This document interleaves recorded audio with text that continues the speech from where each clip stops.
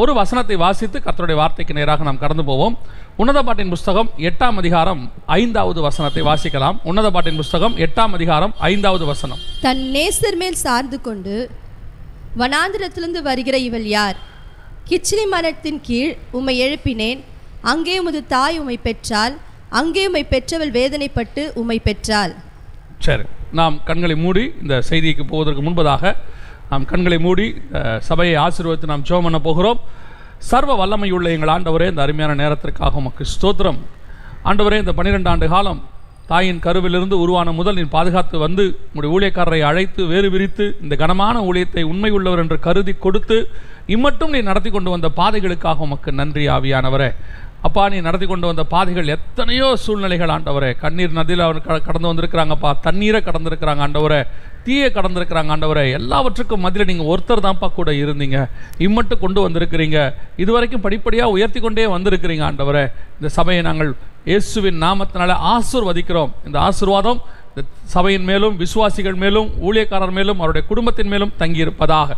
தேவனாய் கர்த்தர் இந்த ஊழியத்தை ஆசீர்வதித்து இன்னும் எல்லைகளை பெரிதாக்கி நீர் வருகிற வரைக்கும் இந்த சபைக்கு என்னென்ன ஆசீர்வாதங்கள் வைத்திருக்கிறீரோ எல்லாவற்றையும் இந்த சபை சுதந்திரித்துக் கொள்ள கர்த்தர் கிருபை தருவீராக. ஆண்டவரே, இவர்கள் பலுகி பெருகட்டும். ஊழியக்காரரையும் ஆண்டவரே அவருடைய குடும்பத்தையும் ஒப்புக் கொடுக்கிறோம். கர்த்தருடைய கரம், பாதுகாப்பு கரம் கூட இருந்து தாங்கி நடத்துவதாக. உம்முடைய மகிமை மூடிக்கொள்ளட்டும். இந்த நேரத்தில் கூட இந்த வசனத்தை ஆசீர்வதித்து கொடுங்க. நீங்க பேசுங்க, நீங்க இடைபடுங்க. எங்கள் ஆண்டவர் இயேசுவின் நாமத்தில் பிதாவே, ஆமென்.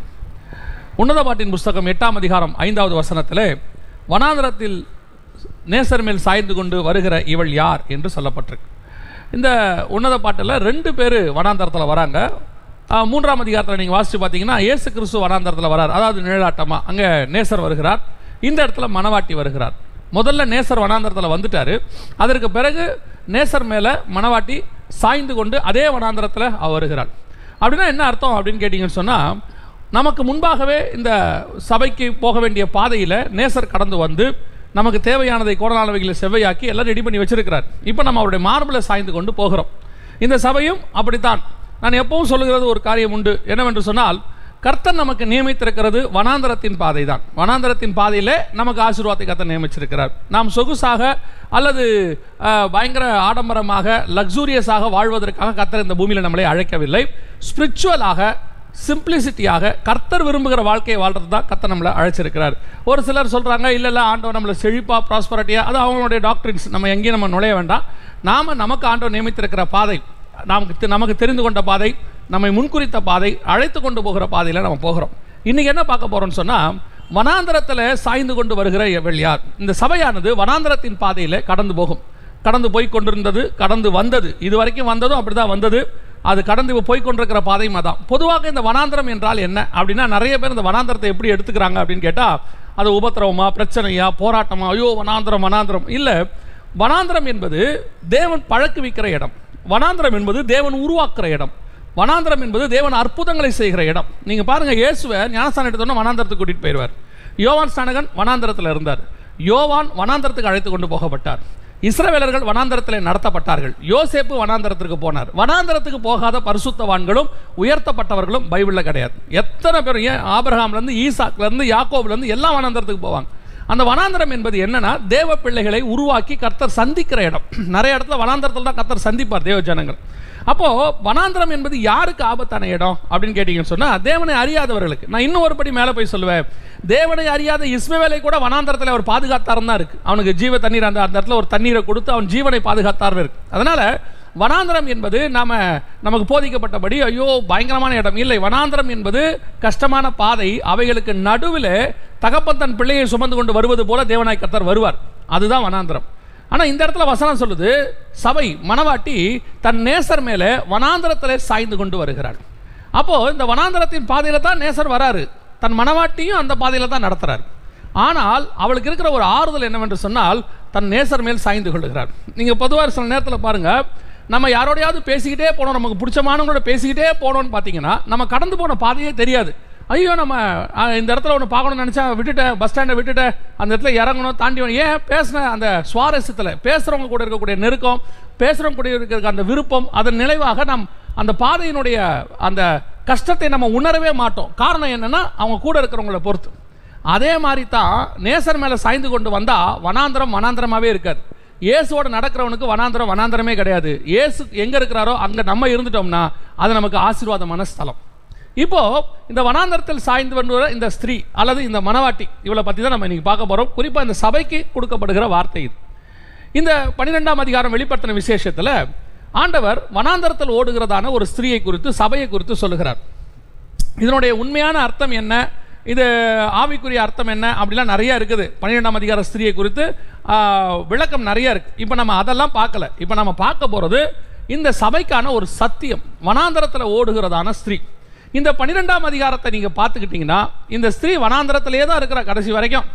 ஆனால் இந்த ஸ்திரீ வனாந்தரத்தின் பாதையில் 2 பகுதியாக இருக்கிறாள். 12ஆம் அதிகாரம் 6ஆம் வசனம் வரைக்கும் ஒரு பகுதி, 12ஆம் அதிகாரம் 14ஆம் வசனத்தில் ஒரு பகுதி. இந்த 2 6ஆம் வசனமும் 14ஆம் வசனமும் அதுவும் வனாந்தரம் தான், இதுவும் வனாந்தரம் தான். ஆனால் இந்த 2த்துக்கும் நடுவில் இது உபத்திரவ காலத்தில் வரக்கூடிய அந்த சபையை குறித்து சொல்லப்பட்டிருக்குது. 7 வருஷம் பற்றி சொல்லப்பட்டிருக்கு. இப்போ அதை நம்ம பார்க்கல, திருப்பியும் சொல்கிறேன். நாம் இதுக்கு நடுவில் இந்த சபையினுடைய காலத்தை அல்லது அது கடந்து போன விஷயம் எப்படி இந்த சபைக்கு பொருந்துகிறது என்பதை தான் நாம் பார்க்க போகிறோம். இப்போது முதல் 3.5 ஆண்டு காலம் அந்த சபை வனாந்தரத்தின் பாதைக்கு போகிறது. அதாவது 7 வருஷமும் வனாந்தரத்தில் தான் இருக்குது. அந்த முதல் 3.5 வருஷம் ஒரு பகுதி, 2வது 3 வருஷம் ஒரு பகுதி. இப்போ இந்த சபை இதுவரைக்கும் கடந்து வந்த பாதை எப்படி இருந்தது அப்படின்னு சொல்லி நீங்கள் பார்த்தீங்கன்னு சொன்னால், அந்த 12ஆம் அதிகாரம் வெளிப்படுத்தின விசேஷம் 6வது வசனத்தை வாசிங்க. வெளிப்படுத்தின விசேஷம் 12ஆம் அதிகாரம் 6வது வசனம். ஸ்திரீயானவள் வனாந்திரத்துக்கு ஓடிப்போனாள். ஸ்திரீயானவள் வனாந்திரத்திற்கு ஓடிப்போனால் அங்கே 1220 நாள் அளவும் அவளை போஷிப்பதற்காக தேவனால் ஆயத்த பண்ணப்பட்ட இடம் அவளுக்கு உண்டாயிருந்தது. நல்ல கவனிங்க. இந்த ஸ்திரீயானவள் வனாந்திரத்திற்கு ஓடி போனாள். ஸ்திரீயானவள் வனாந்திரத்திற்கு கொண்டு போகப்பட்டாள். அங்கதான் அவள் இருக்கிறாள். அந்த 1260 நாள் அளவும் அவள் போஷிக்கப்பட்டாள். இந்த வனாந்தரத்துக்கு சபை ஸ்திரீ கொண்டு போகப்படுகிற போது முதலாவதாக இந்த சபை ஓடி போகிறதான ஒரு சபை. ஆனால் அதுவே 12ஆம் அதிகாரம் 14வது வசனத்தில் பார்த்தீங்கன்னா பறந்து போகிற சபை அப்படின்னு பார்க்குறோம். முதல்ல ஓடி போகிற சபை, அடுத்து பறந்து போகிற சபை, தன் இடத்திற்கு பறந்து போகும்படி அப்படின்னு. இந்த சபையினுடைய காலத்தை நீங்கள் பார்த்தீங்கன்னா குறிப்பாக இந்த மாரநாதா சபை அல்லது இந்த ஊழியரை குறித்து நான் அறிவேன். அவரோடு கூட பல வருஷமாக எனக்கு பழக்கம் உண்டு. இந்த சபை கடந்து வந்த பாதை இது வரைக்கும் பார்த்தீங்கன்னு சொன்னால் வனாந்தரத்தில் ஓடுகிறதான ஒரு பாதை. பறந்து போகிறதுக்கும் ஓடி போகிறதுக்கும் என்ன வித்தியாசம் அப்படின்னு பார்த்தீங்கன்னா, அந்த 2வது சபை 12ஆம் அதிகாரம் 14ஆம் வசனத்தில் பறந்து போவதற்கு அதுக்கு 2 சட்டைகள் கொடுக்கப்பட்டதுன்னு இருக்கு. ஆனால் இந்த முதல் 3 வருஷம் பார்த்தீங்கன்னு சொன்னால் தன் பலத்தில் தான் அது ஓடுச்சு, சட்டைகள் இல்லை, தன் காலில் தான் ஓடுது.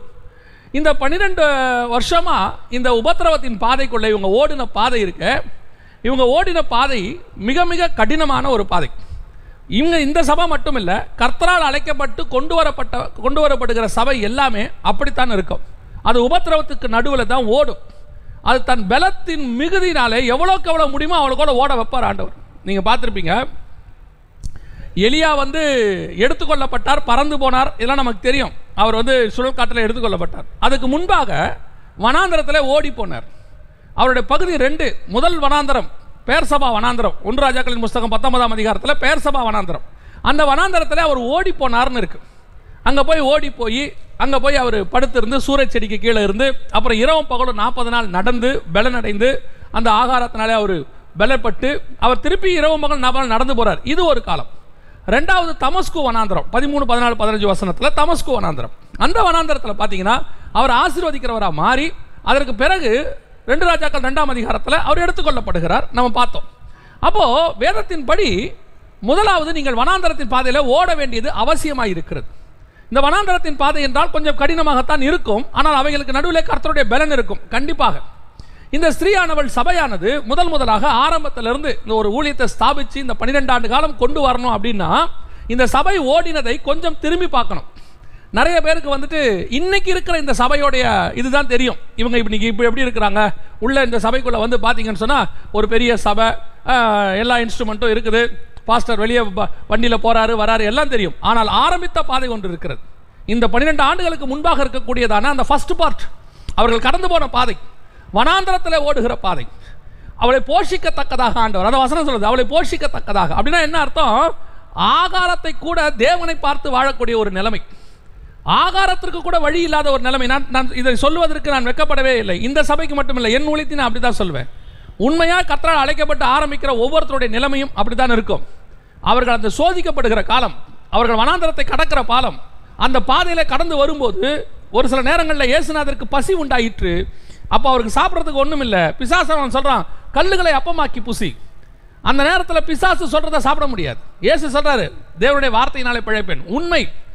எத்தனையோ நாட்கள் கர்த்தருடைய வசனத்தினாலே வாழ்ந்த காலங்கள் உண்டு. ஜீவன் போகாமல் கர்த்தருடைய வசனம் தான் காப்பாற்றுச்சு, சாப்பாடு காப்பாற்றலை. எத்தனையோ ஊழியருடைய சாட்சியை நான் கேட்டிருக்கிறேன். அவங்களுடைய முதல் பாதியை கேட்டு பாருங்கள் ஊழியத்தினுடைய. ரெண்டாவது பாதியை தான் உலகம் பார்க்கும். முதல் பாதியை பார்த்துருக்காது உலகம். ஏன்னா அன்றைக்கி அவங்க யாருன்னே தெரியாது. ரெண்டாவது பாதியில் அவங்க நல்ல உயர்வாக கர்த்தர் ஆசீர்வதிக்கப்பட்டு அவங்களை மேலே கொண்டாந்துருப்பார். இன்னைக்கு பார்க்கும்போது உலகம் அவங்களை வேற மாதிரி சொல்லும், ஓ இவங்களுக்கு என்ன அப்படின்னு. முதல் பாதியில் அவர்கள் கடந்து வந்த பாதை இருக்கிறது மிக மிக கடினமான பாதை. அந்த பாதையில் அவர்கள் பலத்தில் ஓட வேண்டும். அதில் ஒரு குடும்பம் இருக்கும், 2 பிள்ளைகள் இருக்கும், அவங்கள போஷிக்க வேண்டி இருக்கும். இவைகளுக்கு நடுவில் கர்த்தர், நீ இப்பயும் சொல்கிறேன், கர்த்தர் பலன் இல்லாமல் இது நடக்காது. ஆனாலும் கூட அந்த பாதையில் கடந்து வர்றது கர்த்தர் எதிர்பார்க்குறாரு. இயேசுநாதரை வனாந்தரத்தில் கொண்டு போய் வச்சுட்டு ஆண்டவர் கேட்குறாரு, பிசாசு கேட்குறான் அந்த இடத்துல வந்து, கல்லுகளை அப்பமாக்கி புசியும். இயேசுவால் அதை செய்ய முடியும், ஆனால் பிசாசு சொன்னால் செய்யக்கூடாது. பசியும் இருக்குது, அதை மாத்திர வல்லமையும் இருக்குது, ஆனால் பிசாசு சொன்னால் செய்யக்கூடாது. ஊழியத்தின் ஆரம்பத்தில் வரும்போது எத்தனையோ சூழ்நிலைகளில் பணம் தேவைப்படும், தேவை அவ்வளோ அதிகமாக இருக்கும்.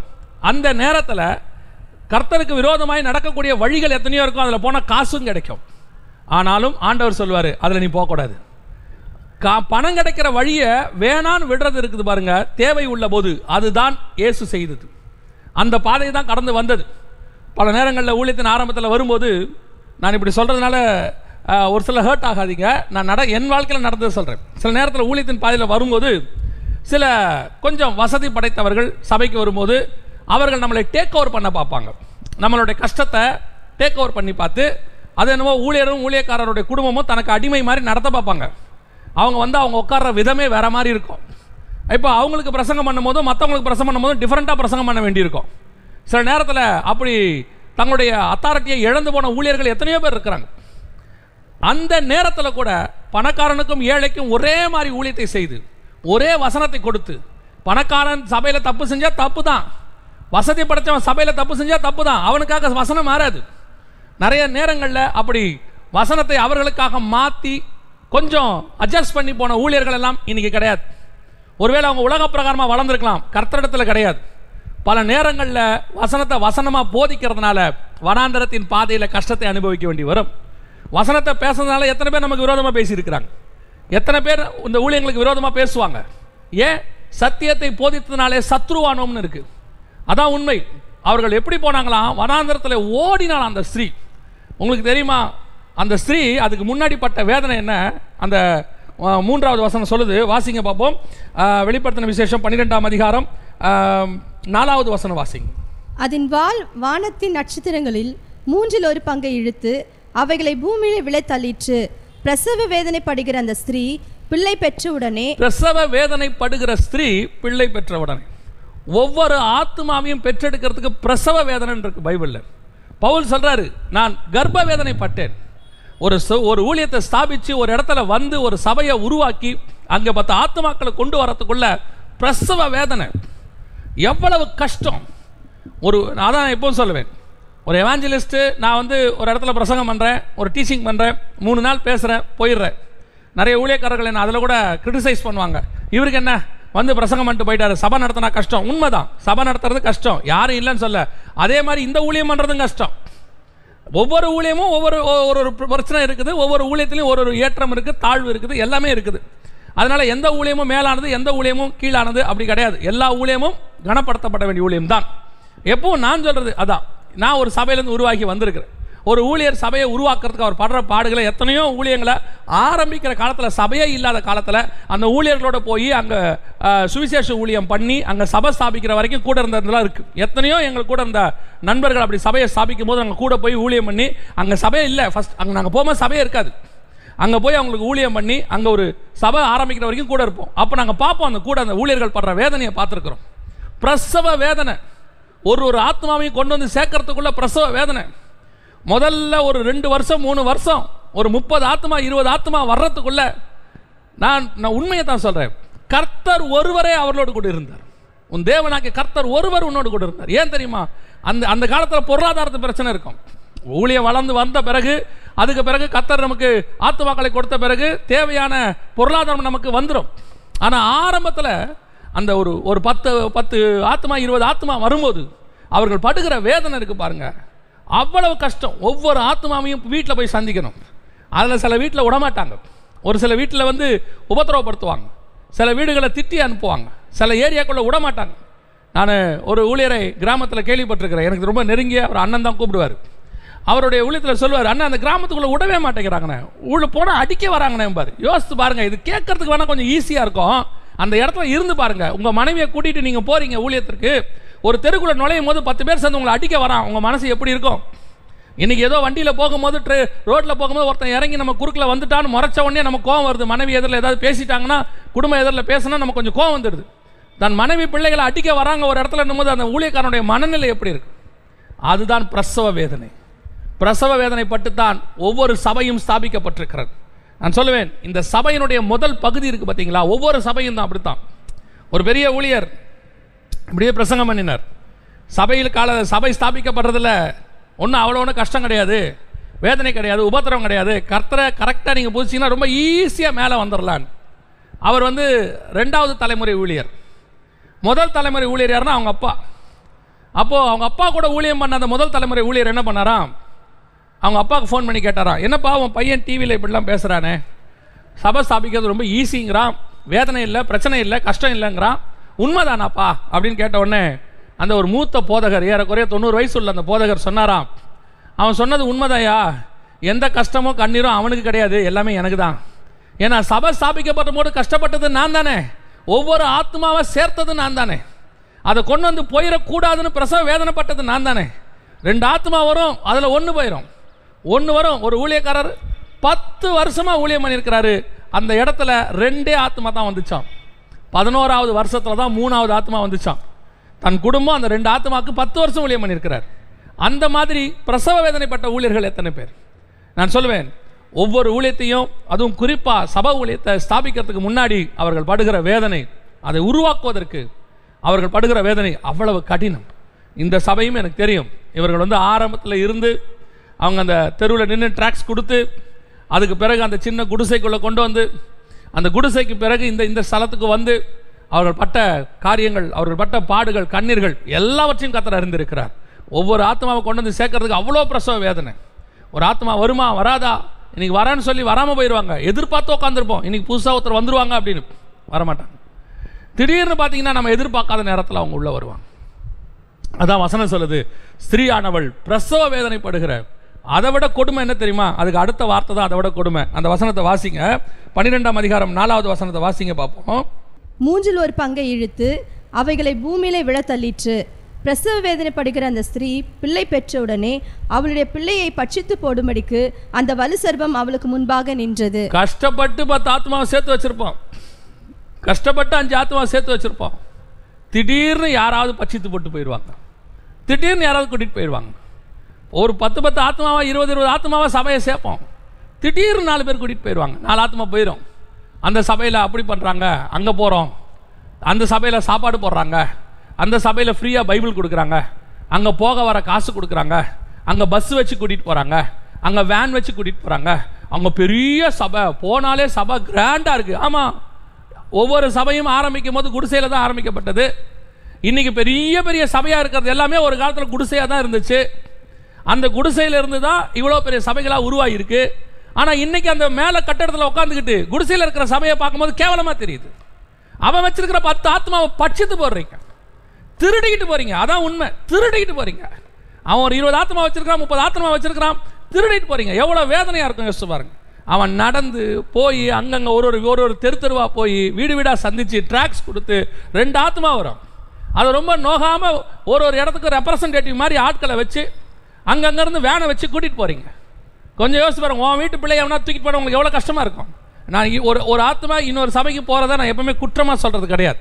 சூழ்நிலைகள், நம்ம போகிறோம், வேற ஒரு சபைக்கு போகிறோம், அங்கே ரொம்ப தூரமாக இருக்குது, நம்ம அந்த இடத்துக்கே போகிறோம், அதெல்லாம் தப்பே கிடையாது. பர்பஸாக சின்ன சின்ன சபைகளில் இருக்கக்கூடிய 10 ஆத்மாக்களை திருடிட்டு போகிற கூட்டம் இன்னைக்கு நிறைய இருக்குது. என்ன வேதனை இருக்கும் பாருங்க அவங்களுக்கு. அவங்களே அந்த 10 ஆத்மா வச்சு ஓட்டிக்கிட்டு இருப்பான். அந்த 10 ஆத்மாவுக்கு உபதேசம் பண்ணி அதில் வர்றது தான் அவனுக்கு எல்லாமே நடந்துக்கிட்டு இருக்கும். ஆனால் இவங்க வச்சுக்கிட்டு வேனை வச்சு கூட்டிகிட்டு போகிறது, ரெப்ரசன்டேட்டிவ்ஸை வச்சுட்டு விசுவாசி வீட்டுக்கு எதுக்கு ஏன் போகிறீங்க? விசுவாசி வீட்டுக்கு நீங்கள் ஏன் போகிறீங்க? இன்னொரு சபை விசுவாசி வீட்டுக்கு எதுக்கு போகிறீங்க? அங்கே போய் சொல்கிறது, எங்கள் சபைக்கு வந்து பாருங்க, எங்கள் சபையில் ஆராதனை நல்லா இருக்கும். உங்கள் சபையில் வேறு ஏசுநாதராக இருக்கிறாரு? எல்லா சபையிலும் ஒரே ஏசுநாதர் தானே இருக்கிறாரு. எந்த சபையில் இருந்தால் என்ன? ஒவ்வொரு சபையாக ஒரு 20 ஆத்மா 30 ஆத்மா இருக்கிறதுல அப்படியே தூக்கிட்டு போகிறது. இன்னொரு சபை ஆத்மா கிட்ட போய் பேசுறது, எங்கள் சபைக்கு ஒரு ட்ரிப்பு வந்து பாருங்க. என்ன எக்ஸிபிஷன் நடத்துறீங்க? ஒரு ட்ரிப் வந்து பார்க்கறதுக்கு. இன்னைக்கு நிறைய சபைகள் சொல்லுவேன், ஒருத்தனுடைய ஆத்மாவை நீ திருடினா ஓ ஆத்மா ஒருத்தன் திருடி கண்டிப்பாக போவான். இது நடக்கும். ஒரு சபை அப்படி தான் செஞ்சுக்கிட்டே இருந்துச்சு. சின்ன சின்ன சபையில் உள்ளவங்களை எல்லாரையும் திருடிட்டு போனாங்க. திடீர்னு ஒருத்தன் இவனோட பெரிய கொள்ளக்காரன் ஒருத்தன் வந்தான். அவன் வந்து என்ன பண்ணான் தெரியுமா? பல நூதனமான ஆஃபர்லாம் அனௌன்ஸ் பண்ணாங்க. ஆஃபர்லாம் அனௌன்ஸ் பண்ண உடனே இவங்க 20 இடத்துல திருடி வச்ச ஆத்மா வந்த ஒரு ஆள் திருடிட்டு போயிட்டான். அதான் உண்மை நடந்தது. நீ யார்கிட்டயாவது திருடினா உங்கள்கிட்ட இருந்து கர்த்தர் திருட வைப்பாரு. இதில் ஒரு வெளிப்படத்தன்மை, உண்மைத்தன்மை வேண்டாமா?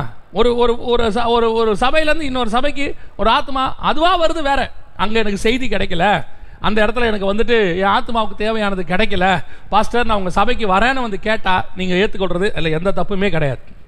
பர்பஸாக நான் சொல்கிறது, ஒரு ஆத்மா வந்துட்டு எங்கள் சபையில் வந்துட்டு பாஸ்டர் 6 மாதம் விட்டுட்டு வெளிநாட்டுக்கு போயிடுறாரு, எங்களுக்கு வந்து வசனமே கிடைக்கல, யாரோ வந்து பேசுகிறாங்க, எங்கள் ஆத்மாவுக்கு வந்து திருப்தியாகவே இருக்க மாட்டேங்குது அப்படின்னு உங்கள் சபைக்கு வந்து எங்களுக்கு வசனம் வேணும்னு வருதுன்னா எந்த மாற்று கருத்தும் இல்லை. எங்கள் பாஸ்டர் எங்களை விசாரிக்கவே மாட்டேங்கிறாரு, 10 வருஷம் ஆச்சு, நாங்கள் இருக்கோமா இல்லையான்னு கூட தெரியல, நாங்கள் போய் பார்க்க போனாலும் பார்க்க முடியல அப்படின்னு ஒரு நிலைமை இருக்குதுன்னா நீங்கள் போகிறீங்கன்னா அது வேறு விஷயம். அதை விட்டுட்டு பர்பஸாக திருடுற கூட்டம் ஒன்று இருக்கு.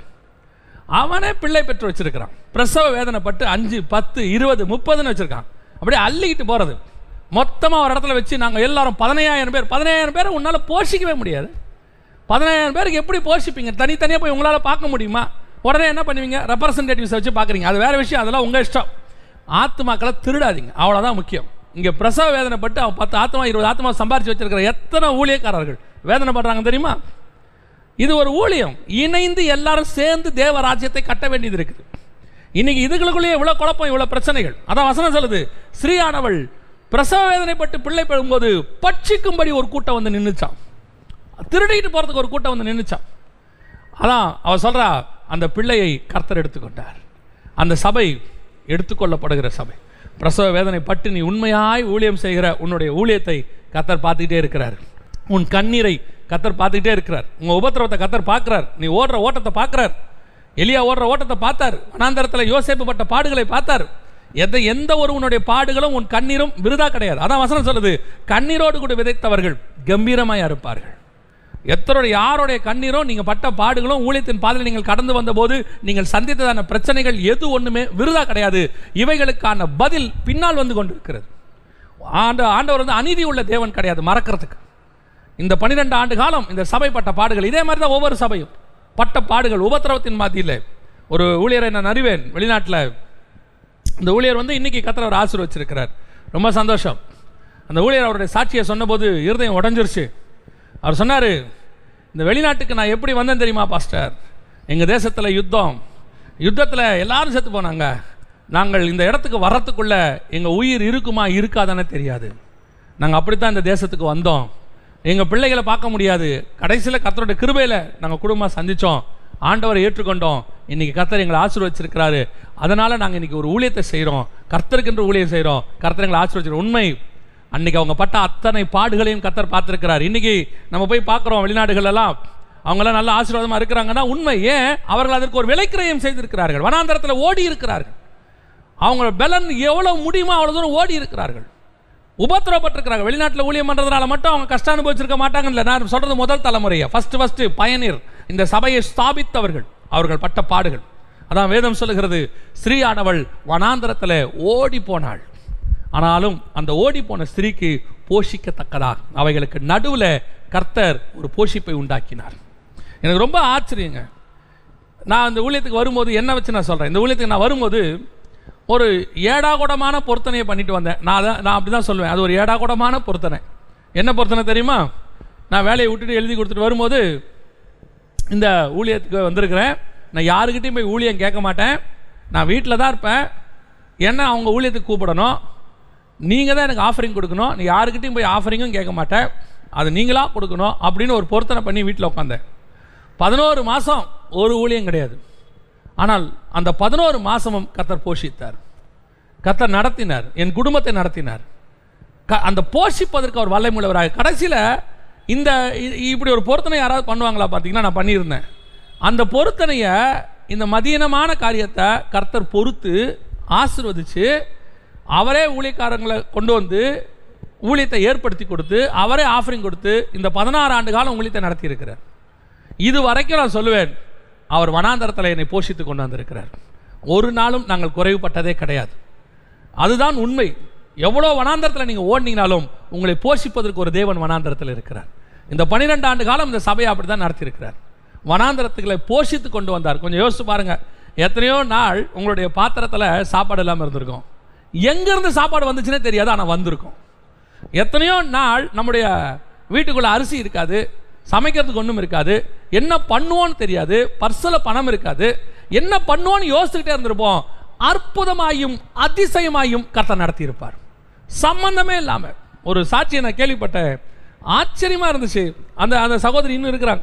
ஒரு தடவை ஊழியத்துக்கு அவருடைய ஊழியத்துக்கு போயிருந்த போது அந்த சாட்சி வந்து அங்கே ஃபேமஸ் அந்த ஏரியாவில். ஒரு தடவை அவங்க பிள்ளைகள், அவங்க கொஞ்சம் பிள்ளைகள் எடுத்து வளர்க்குறாங்க, அவங்க பிள்ளைகள் எல்லாம் மொத்தம் இருக்கும்போது ஒரு நாள் ராத்திரி ஒன்றுமே இல்லை, சாப்பிட்றதுக்கு ஒன்றுமே கிடையாது, அரிசி இருக்குது, குழம்பு வைக்கிறதுக்கு ஒன்றுமே இல்லை, கையில் காசும் இல்லை. அப்போது ஜோ பண்ணிட்டு என்ன பண்ணாங்களாம், ஒரு பாத்திரத்தில் தண்ணியை வச்சு ஒரே ஒரு தக்காளி இருந்துச்சான், அந்த தக்காளி அந்த தண்ணியில் போட்டு மூடி போட்டுட்டு கையை வச்சு ஜோம் பண்ணிட்டு சொன்னாங்களா, ஆண்டவரே எங்ககிட்ட வேறு ஒன்றுமே இல்லை, இவ்வளோதான் இருக்குது, நீங்கள் தண்ணீரை திராட்சை ரசமாக மாற்றினவராச்சே, இதை ஒரு குழம்பா எங்களுக்கு மாற்றி கொடுங்கப்பா அப்படின்னு கையை வச்சு ஜோம் பண்ணிவிட்டு 10 நிமிஷம் கழித்து அந்த மூடியை திறக்கிறாங்களாம். உள்ள சாம்பார் இருக்குது, அந்த அடுப்பில் சாம்பார் இருக்குதாம். அவங்க சொன்ன சாட்சி, அவங்க இன்றைக்கும் அந்த சாட்சியை சொல்லுவாங்க. ஆனால் இன்னைய வரைக்கும் அந்த குடும்பத்தை, அந்த ஊழியக்காரரை கர்த்தர் அப்படி தான் போஷிக்கிறார். நான் கூட இருந்தே பார்க்குறேன், ஏன்னா அவங்களுக்கு தெரியும், நல்லா தெரியும். அப்படி தான் அவங்க இன்னைய வரைக்கும் அற்புதம் அதிசயமாக இந்த ஊழியத்தை கர்த்தர் நடத்தி கொண்டே இருக்கிறார். போஷிப்பதற்கு ஒரு நாளும் கர்த்தர் கைவிட மாட்டார். கொண்டு வந்த பாதை, நீ ஓடுகிற பாதை வனாந்தரமாக இருக்கும், சில நேரங்களில் கஷ்டங்கள் வரும். அந்த உபத்திரவத்தின் பாதையில் கர்த்தர் உன் உண்மையை பார்க்கிறார். அந்த உபத்திரவத்துக்கு நடுவில் ஒரு பிரசவ வேதனை வரும், நம்ம கஷ்டப்படுவோம், வேதனையோடு கூட தான் விதைப்போம். அதுக்கு நடுவில் கொஞ்சம் 1-2 விளையும், அதை கூட திருடிட்டு போகிறதுக்கு கொஞ்சம் பேர் வருவாங்க. அந்த ஊழியத்தை அது எழும்பி ஒரு லெவல் வர வரைக்கும் ஊழியர்கள் படுகிற பாடுகள் இருக்குது பார்த்தீங்களா, மிக கடினம். நம்ம இன்றைக்கி ஊழியக்காரங்களை பார்க்கக்கூடாது, அவங்களுடைய ஆரம்பம் என்னன்னு பார்க்கணும். எங்களுடைய போதகரை குறித்து எங்கள் சாட்சி சொல்லுவாங்க. எங்கள் போதகர் இன்றைக்கி இருக்கிற நிலைமையை பார்க்கும்போது எல்லாரும் சொல்லுவாங்க, அவர் அப்படி இருக்கிறார், இப்படி இருக்கிறார். ஆனால் அவர் அதே ஊரில், அதே இடத்துல செருப்பு இல்லாமல் நடந்தது, சைக்கிளில் போய் வந்தது, அவர் சைக்கிள் செயின் அருந்தது, எல்லாம் சாட்சியில் சொல்லுவார். அப்போ தான் நினைப்போம், அவர் என்னைக்கோ ஒரு நாள் விதைத்தார், இன்னைக்கு அதை அறுக்கிறார், கம்பீரமாக அறுக்கிறார். அதுதான் உண்மை. இன்னைக்கு அவங்க எப்படி இருக்கிறாங்க அது கர்த்தர் பார்த்துக்கொள்வார். அது கர்த்தருக்கும் அவங்களுக்கும் உள்ளது, கர்த்தர் ஆசீர்வதிச்சிருக்கிறாரு, அது கர்த்தர் கொடுத்தது, அதெல்லாம் வேற விஷயம். ஆனால் கர்த்தர் யாருக்கும் சும்மா தர மாட்டார். வனாந்தரத்தில் தாவீது ஆடு மேய்ச்சதை பார்த்து தான் அவனை ராஜாவாக மாற்றினார், சும்மா மாற்றலை. யோசேப்பு வனாந்தரத்தில் அந்த கஷ்டத்தை பார்த்து தான் எகிப்துக்கு ராஜா பிரதமராக மாற்றினார். அதே தான் நம்ம வாழ்க்கையிலும், உங்கள் வாழ்க்கையில் அதே தான். முதலாவது பகுதி, வனாந்தரத்துக்கு ஸ்திரீயானவள் ஓடி போனாள். அங்கே பிரசவ வேதனை, அங்கே பிள்ளையை பட்சிக்கிற தன்மை, இவைகளுக்கு நடுவில் கர்த்தர் அவர்களை போஷித்து கொண்டு வந்தார். இந்த 12 ஆண்டு காலமும் இந்த சபையை அப்படித்தான் கர்த்தர் நடத்தி இருக்கிறார். ஆனால் இதற்கு பிறகு ஆண்டவர் என்ன செய்ய போகிறார், இதுக்கு பிறகு என்ன நடக்க போகுது, இந்த சபையை ஆண்டவர் எப்படி ஆசீர்வதிக்க போகிறார், அல்லது சபை எப்படி போக போகிறது அப்படின்னு நீங்கள் பார்த்தீங்கன்னு சொன்னால், வாசிங்க 12ஆம் அதிகாரம், வெளிப்படுத்தின விசேஷம் 12ஆம் அதிகாரம் 14. அந்த பாம்பின் முகத்திற்கு விலகி ஒரு காலமும் காலங்களும் அரை காலமுமாக போஷிக்கப்படத்தக்கதாய் வனாந்தரத்தில் உள்ள தன் இடத்திற்கு பறந்து போகும்படி பெரு கழுகின் 2 சிறகுகள் அவளுக்கு கொடுக்கப்பட்டது. இந்த இடம்தான் ரொம்ப முக்கியம். முதல் பகுதி நீங்கள் கஷ்டப்பட்டு ஓடி முடிச்சிட்டீங்க. அது ஓடி இருப்போமா, இருக்க மாட்டோமா, சாவோமா, பல நேரங்களில் இதுக்கு மேலே நம்ம இருப்போமா, வாழ முடியுமா அப்படிங்கிற பகுதியை ஓடி முடிச்சிட்டிங்க. பிரசவ வேதனை பட்டாச்சு, அந்த அந்த அந்த வேதனையெல்லாம் முடிஞ்சிருச்சு. இருக்கிறதுலையே அதான் சொல்லுவாங்க, கஷ்டமானது என்னன்னு கேட்டால் ஒரு பெண் பிள்ளையை பிறக்கிறது அந்த தான் கஷ்டமா, அந்த வேதனை தான், அந்த வலி தான் இருக்கிறதுல உச்ச வலி. அந்த வலியை அவள் தாங்கிட்டானா அதுக்கப்புறம் வர வலி எல்லாமே அதை விட கீழானது தான். உலகத்திலேயே ரொம்ப கடினமான வலி எது? உயிர் போய், அதான் மறுஜென்மம் அப்படின்லாம் ஒரு வார்த்தை சொல்லுவாங்க. உயிர் போய் உயிர் வந்துச்சுங்க அப்படின்லாம் வார்த்தையை சொல்கிறாங்களே. காரணம் என்னென்னா, அந்த பெண் அந்த பிள்ளையை பெற்றெடுக்கிற அந்த வேதனை இருக்குது பார்த்தீங்களா, அதுதான் உலகத்திலேயே உச்ச வேதனை. அந்த மாதிரி வேதனை வேறு ஒன்று கிடையாது. அந்த வேதனையை ஊழியத்தினுடைய முதல் பகுதியில் நம்ம அடைஞ்சிருவோம். இந்த சபையை அடைஞ்சு முடிஞ்சிருச்சு. இதுக்கு அடுத்து என்ன இருக்குது தெரியுமா?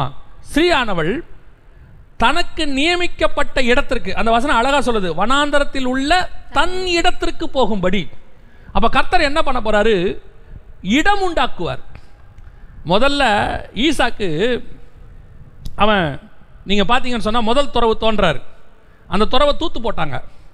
ரெண்டாவது துறவு தோன்றாரு, வாக்குவாதம் பண்ணினார்கள். அதான் முதல்ல போடும்போது நம்மளை ஊழியமே தொடங்க விட மாட்டாங்க. ஊழியம் செய்யக்கூடாது, நீ இங்கே இருக்கக்கூடாது, இந்த இடத்துல பண்ணக்கூடாது, இந்த இடத்துல நீ எப்படி வரலாம், அது சொந்த ஜனங்களும் செய்வாங்க, எதிராளியும் செய்வாங்க. அந்த ஏரியாவில் இருக்கிறவனும் சபை வைக்கக்கூடாதுப்பா, பக்கத்தில் யாராவது சபை வச்சுருக்கிறவனு சொல்லுவாங்க, நாங்கள் இங்கே வச்சுருக்கோம், நீங்கள் இங்கே வச்சுருக்கீங்க, நீங்கள் நம்மளே கொஞ்சம் தள்ளி தான் வச்சுருப்போம். அவங்க வந்து சொல்லுவாங்க, நீங்கள் நாங்கள் தான் இந்த ஏரியாவுக்கு, நம்ம என்ன ஜமீன்தாரா? ஒரு ஏரியாவுக்கு எத்தனை பேர் கோயில் வச்சுருக்கிறாங்க, ஒரு ஏரியாவுக்கு எத்தனை வழிபாட்டு தலங்கள் இருக்குது, ஏன் 2 சபை இருந்தால் தான் என்ன, அவ்வளோதான் ஆத்மா இருக்குது. அந்த ஏரியாவுக்குள்ளே எத்தனை ஆத்மா இருக்குது? லட்சக்கணக்கில் ஆயிரக்கணக்கில் ஆத்மா இருக்குது. ஒரு சபை போதுமா? ஒரு ஏரியாவில் பாருங்கள் எத்தனை ஸ்கூல் வச்சுருக்காங்க, ஒரு ஏரியாவில் எத்தனை மளிகை கடை வச்சுருக்கிறாங்க, அத்தனை மளிகை கடையில் வேலை நடக்குதில்ல, அத்தனை மளிகை கடையில் லாபம் வருதில்ல. ஒரு மளிகை கடை தான் இருக்கணுன்ற சட்டமாக இருக்கா? யார் நினைப்பா தெரியுமா? பெரிய பெரிய கார்பரேட்டுக்காரன் தான் அப்படி நினைப்பான். நம்ம ஒருத்தர் தான் இந்த ஏரியாவில் இருக்கணும், வேற யாரும் இருக்கக்கூடாது, இந்த சின்ன சின்ன கடையெல்லாம் ஒழிச்சிடணும் அப்படின்னு கார்பரேட் மைண்டு. இன்னைக்கு அந்த கார்பரேட் மைண்டு சபைக்குள்ளேயும் வருது. என் சபை மட்டும்தான் என் ஏரியாவில் இருக்கணும். நீங்கள் ஒரு சபை அந்த ஏரியாவில் 10 வருஷமாக இருக்கிறீங்க, ரட்சிக்கப்படாமல் 10,000 பேர் இருக்காங்க, அவங்கள ரட்சிப்பு நடத்த முடியல. அப்போ அவங்களில் ஒரு 10 பேரை ரட்சிக்கிறதுக்கு ஒரு சின்ன சபை வரட்டுமே. வந்தால் என்ன, சகோதரர்கள் தானே, ஒரு ராஜ்யத்துக்கு தானே வேலை செய்கிறோம். ஏன் இன்னைக்கு அந்த பாகுபாடு? நீங்கள் எப்படி இங்கே சபை நடத்தலாம்? உங்கள் ஆத்மாவை கூட்டிகிட்டு போனால் தப்பு, ரொம்ப தப்பு. அதை நீங்கள் சொல்லலாம், என் ஆத்மா கூட்டிகிட்டு போகக்கூடாது. அதை விட்டுட்டு ரட்சிக்கப்படாத எத்தனையோ ஆத்மா இருக்கு, அதான் ஆதாயம் பண்ணிட்டு போகிறான். உடனே இங்கே நீ பண்ண சபை வைக்கக்கூடாது, தூத்து போடுறது. இந்த இடத்துல நீ எப்படி ஊழியம் பண்ணுவ? இந்த ஏரியா என்னது எழுதி கொடுத்துருக்குறாங்களா பட்டா? யாருக்கும் எந்த ஏரியாவும் கிடையாது. இந்த உலகம் முழுக்க சபையாய் மாறணும். இந்த உலகத்தில் இருக்கிற அத்தனை ஆத்மாவை ரட்சிக்கப்பட்டு முடிகிற வரைக்கும் சபை இருந்துக்கிட்டே இருக்கணும், பெருகிக்கிட்டே இருக்கணும். அதுதான் உண்மையும் கூட. இன்னைக்கு என்ன நடக்குது? என் ஏரியாவில் நீ வராத, உன் ஏரியாவில் நான் வர மாட்டேன். இதில் வர ஒரு 4 தொழிலதிபர்கள் பேசி தீர்த்துப்பாங்க. அந்த நீ சவுத்தை நீ பார்த்துக்க, நார்த்தை நீ பார்த்துக்க, வெஸ்ட்டை நான் பார்த்துக்கன்ற மாதிரி 4 பேர் பேசிக்கிட்டு இந்த ஏரியாக்குள்ளே யாரும் வர விடாமல் நம்ம பார்த்துக்கணும். ராஜ்யம் தனக்குத்தானே பிரிந்திருந்தால் கட்டப்படாது. ராஜ்யம் எப்போ கட்டப்படும் தெரியுமா? ஒருமித்து ஒரு ஊழியக்கார் வராரா, போய் அந்த இடத்துல நடத்துங்க பாஸ்டர், நாங்கள் உங்களுக்கு ஹெல்ப் பண்ணுறோம், நீங்கள் ரட்சிக்கப்படாத ஆத்மாக்கள் நடத்துங்க அப்படி நீங்கள் சொல்லி பாருங்கள். உங்கள் சபையிலேருந்து ஒரு ஆத்மா அங்கே போனால் அவர் சொல்வார், நீங்கள் அந்த பாஸ்டர்கிட்ட போங்க, அவர் நல்ல பாஸ்டர், எனக்கு தெரியும், அந்த சபையில் நீங்கள் வரக்கூடாது, புது புது ஆத்மாவை ரட்சிக்கூட நடத்தணும். இடம் உண்டா. என்னாச்சு? தூத்து போட்டாங்க. ரெண்டாவது வாக்குவாதம். ரெண்டாவது துறவு தோண்டும் என்ன பண்ணாங்க? வாக்குவாதம் பண்ணாங்க. சண்டை வந்துருச்சு. அதான் சொல்லுவேன், இந்த ஊழியர் கூடுகைன்னு ஒன்று நடத்தும். இந்த ஊழியர் கூடுகையில் எவ்வளவு வாக்குவாதங்கள். நான் சொல்றது பாஸ்டர்ஸ் மீட்டிங் இல்லை, ஊழியர் கூடுகை. எல்லா அந்த எவாஞ்சலிஸ்டுக்கு எதிராக பாஸ்டர்ஸுக்கு எதிராக எவாஞ்சலிஸ்ட், தீர்க்கதரிசிக்கு எதிராக போதகர்களுக்கு எதிராக மேய்ப்பர்கள், இப்படி வாக்குவாதம். இது 2வது ஸ்டேஜ். இதை தாண்டி 3வது ஸ்டேஜ் தான் இடம் உண்டாக்குற ஸ்டேஜ். அதனால தான் ஈசாக்கு சொன்னான், கர்த்தர் இப்போது நமக்கு இடம் உண்டாக்கினார். ஒரு காலத்தில் உபத்திரவப்பட்டது உண்மை, கஷ்டப்பட்டது உண்மை, வேதனைப்பட்டது உண்மை, பிரசவ வேதனைப்பட்டது உண்மை, நீங்கள் பிள்ளை பேர் பெற்று அந்த பிள்ளையை பட்சிக்கும்படி பிசாசு ஆட்களை அனுப்பினது உண்மை, எல்லாம் உண்மை. ஆனால் கர்த்தர் இப்ப சொல்றாரு, அதே வனாந்தரத்தில் உனக்கு இடம் உண்டாக்குவேன், அதே வனாந்தரத்தில் உன்னை நான் பெருக பண்ணுவேன். எத்தனை ஊழியர்கள் கஷ்டப்பட்ட இடத்துலையே இன்னைக்கு உயர்த்தப்பட்டிருக்கிறாங்க தெரியுமா? நாங்கள் எத்தனையோ ஊழியர்களை பார்த்துருக்குறோம், அவங்களோட போய் ஊழியம் பண்ணியிருக்கிறோம். அவங்க போய் அந்த இடத்துல பயணீர் பண்ணும்போது ஒரு இடம் இருக்காது, வீடு கொடுக்க மாட்டாங்க. ஒரு காலத்தில் கிறிஸ்தவர்களுக்கு வீடு கிடையாதும்பாங்க. அதுவும் சபைக்கு இடமே கிடைக்காது. ஏதாவது ஒரு ஓப்பன் டெரஸ் அந்த இடத்துல போய் நாங்களே கட்டிக்கிறோம், நாங்களே கொட்டா போட்டுக்கிறோம், இப்படியெல்லாம் கேட்டு தான் ஒரு காலத்தில் ஊழியம் பண்ணாங்க. கொடுக்க மாட்டாங்க. சில இடங்களில் போயிட்டு ஸ்கூலில் கேட்பாங்க, ஒரு கிளாஸ் ரூம் கொடுங்க, கொடுக்க மாட்டாங்க. எவ்வளோ கஷ்டம், எவ்வளோ வேதனை, உபத்திரவம், கண்ணீர். ஆனால் ஆண்டவர் சொல்கிற வார்த்தை, உன்னோட 2வது பகுதி கர்த்தர் இடம் உண்டாக்குவார். அதே வனாந்தரம் தான், ஆனால் இடம் உனக்கு உண்டு. கர்த்தர் நீ பலுகி பெருகும்படி ஒரு இடத்தை உண்டு. அந்த வசனம் அழகா சொல்லுது, ஸ்ரீயானவள் வனாந்தரத்தில் உள்ள தன் இடத்துக்கு பறந்து போகும்படி அவளுக்கு ஒரு இடத்தை கர்த்தர் ஆயத்தம் பண்ணினார். அந்த இடம் வெகு சீக்கிரத்தில் கர்த்தர் கொடுப்பார். இது கர்த்தர் கொடுக்குற வாக்கு தத்தம். நீங்கள் ரொம்ப நாளாக யோசிச்சுக்கிட்டு இருக்கிறீங்களே. சமீபத்தில் ஒரு ஊழியர் என்னிடத்தில் விதமாக கேட்டார், நான் வந்துட்டு எல்லாமே இந்த உலகம் ஒரு வாடகை வீடு அப்படின்னு நினைக்கிறாள், அதனால் எல்லாமே எனக்கு வாடகை தான், அப்போது இன்னும் வாடகையில் தான் இருக்கிறோம். அப்போது அவர் என்னை கேட்டார், ஏன்னா சொந்தமாக வாங்குறது தப்பானே அப்படின்னார். நான் எனக்குள்ள பதில் நான் சொன்னேன், சொந்தமாக வாங்குறது தப்பா சரியாங்கிறது வேற. அதே நேரத்தில் இந்த வாடகையில் இருக்கும்போது ஒரு விசுவாசம் இருக்கும். மாதம் மாதம் இந்த எதிர்பார்த்து நிற்கிற, கையேந்தி ஆண்டவர்கிட்ட கையேந்தி நிற்கிற ஒரு ஒரு ஒரு ஒரு ஒரு சுபாவம் இருக்கும். அது நல்லா இருக்கும். அந்த எக்ஸ்பீரியன்ஸு வாரம் வாரம் மாதம் மாதம் ஆண்டவரே போஷிப்பார், அது ரொம்ப நல்லா இருக்கும். அதனால் அந்த வாடகை வீடு நல்லதுன்னு சொன்னேன். அதே நேரத்தில் அடுத்த பதில் அவருக்கு சொல்கிறதுக்குள்ளே வேறு டாபிக் உள்ள போயிட்டோம். அதுக்கப்புறம் அன்னிலேருந்து யோசிச்சுட்டே இருந்தேன், அதுக்கு ஒரு பதில் வந்து இன்னொன்று இருக்குது, அந்த 2வது பகுதி இருக்குது, அது சொல்ல மறந்துட்டோமே. அது இது ஒரு வாய்ப்பு, இதில் நான் சொல்கிறேன். சில நேரங்களில் கர்த்தர் இடம் உண்டாக்குவார். நம்ம இடம் உண்டாக்குறது இல்லை, கர்த்தர் இடம் உண்டாக்குவார். உலகமே அழிய போது நோவா பார்த்து சொன்னார், ஒரு போட்டு கட்டு, ஒரு பேழை கட்டு. இப்போ நோவா கிட்ட என்ன சொல்கிறாரு, உன்னையும் உன் சந்ததியும் காக்கும்படி ஒரு போட்டு கட்டு.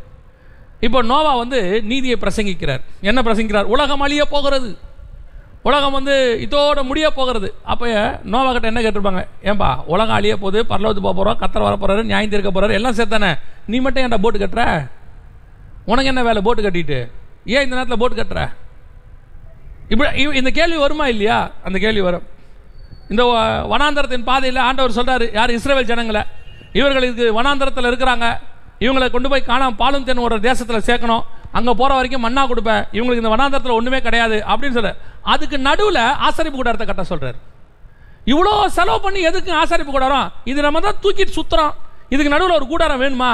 பேசாமல் நம்ம போய் சொந்த ஊரில் போய் அங்கே கட்டிக்கலாமே, கானானில் போயிட்டு இவ்வளோ செலவு பண்ணி இந்த வனாந்தரத்தில் இவ்வளோ செலவு பண்ணுமா? சிலர் கேட்பாங்க. அதான் நான் சொல்லுவேன், கர்த்தர் உன்னை கட்ட சொன்னால் நீங்கள் கட்டணும். அந்த இடம் வனாந்தரமாக இருக்கும், அந்த வனாந்தரத்தில் கர்த்தர் இடம் உண்டாக்குவார். அதான் வசனம் சொல்லுது, வனாந்தரத்தில் உள்ள தன் இடத்திற்கு போகும்படி. அந்த வனாந்தரத்தில் உள்ள இடம் இது ஆசரிப்பு கூடாரம். இஸ்ரவேலர்களுக்கு வனாந்தரத்தில் உள்ள இடம் ஆசரிப்பு கூடாரம், நோவாவுக்கு வனாந்தரத்தில் உள்ள இடம் அந்த பேழை. அதே மாதிரி தான் வருக வருது இல்லை கடைசி காலம் எல்லாம் சொல்கிறோம். அவைகளுக்கு நடுவில் கர்த்தர் உங்களுக்கு ஒரு இடம் உண்டாக்கினால் அதை பெற்றுக்கொள்ள வேண்டியது நம்முடைய வேலை. ஏன்னா கர்த்தர் உண்டாக்குறார். கர்த்தர் நம்ம கேட்கக்கூடாது. நம்ம போயிட்டு எங்களுக்கு இவ்வளோ தேவைப்படுகிறது, இவ்வளோ கொடுங்க, இத்தனாயிரம் ரூபாய் கொடுக்கக்கூடிய 1000 பேர் தேவை, எங்களுக்கு இவ்வளோ கொடுங்க, நாங்கள் திருப்பி கொடுத்துட்றோம், உங்களுக்கு நாங்கள் வந்து பேங்க் வட்டியில் உங்களுக்கு திருப்பி தரோம், நீங்கள் உங்கள் நகை இருந்தால் கொடுங்க, நாங்கள் வாங்கி வச்சுட்டு திருப்பி அப்புறமா மூட்டு கொடுத்துட்றோம், உங்களுக்கு சபை கட்டுறதுக்கு எங்களுக்கு தேவைப்படுது. இதெல்லாம் கர்த்தர் சொன்னதில்லை. இப்படி செய்யக்கூடாது. கர்த்தர் உன்னை கட்ட சொன்னால் அதுக்கான தேவைகளையும் கர்த்தரே சந்திப்பார். ஒரு பைசா இல்லாமல் கொடுப்பார். ஏன்னா சொன்னது அவர், வாக்கு பண்ணினவர் உண்மை உள்ளவர், சொன்னதை செய்யும் அளவும் அவர் உன்னை கைவிடுகிறது இல்லை. அப்படின்னா என்ன அர்த்தம்? கர்த்தர் உங்களுக்கு ஒரு காரியம் செய்ய சொல்றாரா, நீங்க செய்யுங்க. அதான் ஆண்டவர் சொல்றாரு, இந்த தேசத்துல உனக்கு இடம் உண்டாக்குவேன். ஒரு இடத்தை கர்த்தர் உங்களுக்கு கொடுக்கணும்னு வச்சாருன்னா கொடுப்பார். ஏன்? இதுக்கு அப்புறம் ஒன்று நடக்க போது, அதுக்கு தான் கர்த்தர் அந்த இடத்தை உண்டாக்கினார். என்ன நடக்க போதா? இதுக்கப்புறம் தேசத்தில் வனாந்தரத்தின் பாதையில் அந்த அதுக்கப்புறம் நீங்கள் பார்த்தீங்கன்னா 15வது வசனத்தில், அப்பொழுது அந்த ஸ்திரீயை வெள்ளம் கொண்டு போகும்படிக்கு பாம்பானது தன் வாயிலிருந்து ஒரு நதியை போன்ற வெள்ளத்தை அவளுக்கு பின்னாக ஊற்றி விட்டது. இதுக்கு பின்னாடி என்ன செய்வாங்க? எதிராளிகள். வெள்ளம்னா என்னன்னா தண்ணீர். தண்ணீர் என்பது வெளிப்படுத்தல் 17:15 படி ஜனங்களை குறிக்கும். எதிரான ஜனங்கள் எழும்புவாங்க, நிறைய போராட்டம் வரும், எதிரான அரசாங்கங்கள் எழும்பலாம், எல்லாம் வரலாம். அவைகளுக்கு நடுவில் நம்மளை பாதுகாப்பதற்கு கர்த்தர் ஒரு இடத்தை உண்டாக்குவார். ஒன்று கொடுக்குறாருன்னா பின்னாடி ஏதோ ஒன்று வரப்போது, அதுக்கு ஆண்டவர் பாதுகாப்பை உண்டாக்கி வச்சிருக்கிறார். அதுதான். அப்போ கர்த்தர் உனக்கு என்ன செய்வார்? ஒரு இடத்தை உண்டாக்கி கொடுப்பார். கர்த்தர் கொடுக்கிறது வாக்கு தத்தம் உங்களுக்கு. நீங்கள் எந்த இடத்துல தூத்து போடப்பட்டீர்களோ, எந்த இடத்துல நீங்கள் வாக்குவாதம் பண்ணப்பட்டீர்களோ, எந்த இடத்துல நீங்கள் கேவலப்படுத்தப்பட்டீர்களோ, அதான் ஈசாக்கு சொல்றான், நீங்கள் என்னை துரத்தி விடவில்லையா? என்னை துரத்தி விட்டீங்களேடா, நான் மேலே இருந்த என்னை பள்ளத்தாக்குக்கு துரத்தி விட்டீங்களே. அந்த இடத்துல அபிமெலேக்கு வந்து கேட்குறான், கர்த்தர் உன்னோடு கூட இருக்கிறார். அப்போ ஈசாக்கு சொல்றாரு, என்ன நீங்கள் துரத்தி விடவில்லையா? நம்மளை விரட்டி அடிச்சாங்களாம், இங்கே இருக்கக்கூடாது, கிளம்புங்க கிளம்புங்க, சீக்கிரம் காலி பண்ணுங்க, எத்தனை ஊழியக்காரங்களை சபையை காலி பண்ண சொல்லியிருக்காங்க தெரியுமா? எத்தனை ஊழியக்காரங்களை இமிடியேட்டாக நீங்கள் போங்க, நாளைக்கே காலி பண்ணணும். காரணம் என்ன? ஊழியம் பண்ண ஒரே நிமித்தம் பிசாசு ஆட்களை எழுப்பி விடுவான். இங்கே ஊழியம் பண்ணக்கூடாது, அப்படி பண்ணக்கூடாது. தூர்த்து போடப்பட்டார்கள், வாக்குவாதம் பண்ணப்பட்டார்கள், துரத்தி விடப்பட்டார்கள், வனாந்தரத்தில் ஓடி போனார்கள், பிரசவ வேதனைப்பட்டார்கள், கண்ணீர் சிந்தினார்கள், பசியோடு கூட ராத்திரியிலே காத்திருந்தார்கள். நைட்டில் படுக்கும்போது தூக்கம் வராது, நாளைக்கு என்ன பண்ண போகிறோன்னு தெரியாது. ஊழியத்தின் பாதையில் பிரச்சனை ஒரு பக்கம், இந்த பக்கம் பார்த்தீங்கன்னா குடும்பத்தில் ஒரு பக்கம், பிள்ளைகளுக்கு ஸ்கூலுக்கு போகணும், ஃபீஸ் கட்டணும், சில பிள்ளைகள் வியாதியாகப்பட்டிருக்கும், இவைகளுக்கு ஒரு பக்கம் வீட்டு வாடகை கட்டணும். இவைகளுக்கு நடுவில் அந்த ஊழியக்காரனுக்கு தூக்கம் வருமா? வராது. ஆனால் அதே இடத்துல கர்த்தர் சொல்றாரு, எங்க நீ கண்ணீர் சிந்தனையோ, எங்க ஓடனையோ, எங்க வேதனைப்பட்டியோ, எங்க தூர்த்து போடப்பட்டியோ, எங்க வாக்குவாதம் பண்ணப்பட்டியோ, அதே இடத்துல கர்த்தர் உனக்கு ஒரு இடத்தை உண்டாக்க போகிறார். அதான் வேதம் சொல்லுது. அது வனாந்தரம் தான், எந்த மாற்றமும் இல்லை. வனாந்தரத்தில் கர்த்தர் உன்னை இடம் உண்டாக்க போகிறார். இந்த இடத்துல கர்த்தர் உன்னை ஆசீர்வதிக்க போகிறார், உன்னை பலுகி பெருக பண்ண போகிறார். இதுக்கு உங்களுக்கு உதவியா கர்த்தர் என்ன கொடுத்திருக்கிறாரா? வசனம் சொல்லுது, 2 கழுகுகளின் சிறகுகள் அவளுக்கு கொடுக்கப்பட்டது. பெருங்கழுகின் 2 சிறகுகள் அவளுக்கு கொடுக்கப்பட்டது. இந்த சிறகுல என்னங்க இருக்குது அதை மாத்திரம் சொல்லிட்டு நான் ஆசீர்வதிச்சு ஜெபம் பண்ணி முடிக்க விரும்புகிறேன். இந்த இடத்தை உண்டாக்கி அவளை போஷிப்பதற்கு, அவளை ஆசீர்வதிப்பதற்கு கர்த்தர் 2 பெருங்கழகின் செட்டுகள் வச்சிருக்கிறாராம். கர்த்தருடைய அந்த பெருங்கழகுகளின் சட்டைகள் என்பது ஆவிக்குரிய அர்த்தம் வேறு.